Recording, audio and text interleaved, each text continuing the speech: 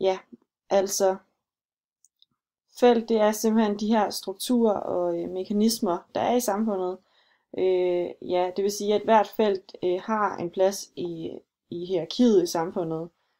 Øh, så alt efter hvilket felt man er i, så har man altså også de her forskellige læsevaner.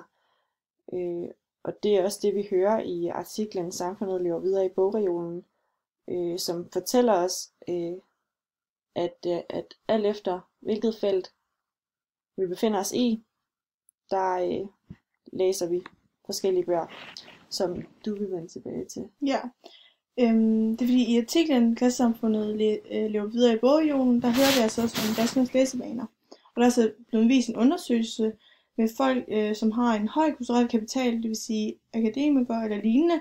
De altså læser i højere grad svære romaner eller mere litteratur, end folk, der altså har en lavere kapital. Altså for eksempel folk med en 9. klasses eksamen, som er den højeste uddannelse, de har. Ja. Altså så læser folk med en højere kulturel kapital svære bøger end dem, der har en lav.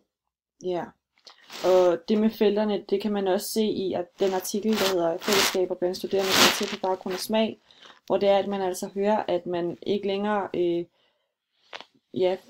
man ikke længere får venner inden for sit eget felt, men at det bliver på tværs af felterne, og det er, at man ikke ligesom før i tiden fandt venner, som havde samme job, eller lavede det samme som ens forældre, eller lignende, men at det nu er, det er på baggrund af ens interesser, som jeg også nævnte tidligere.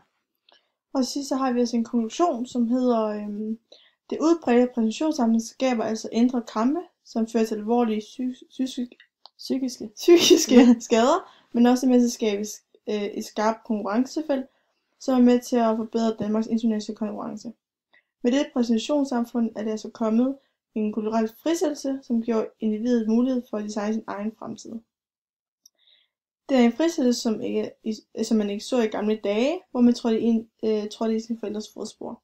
Denne frisættelse kan dog medføre meningstab, som fører usikkerhed hos individet. Det så man ikke i gamle dage, hvor man havde sine forældre til at guide en på rette spor. Ja.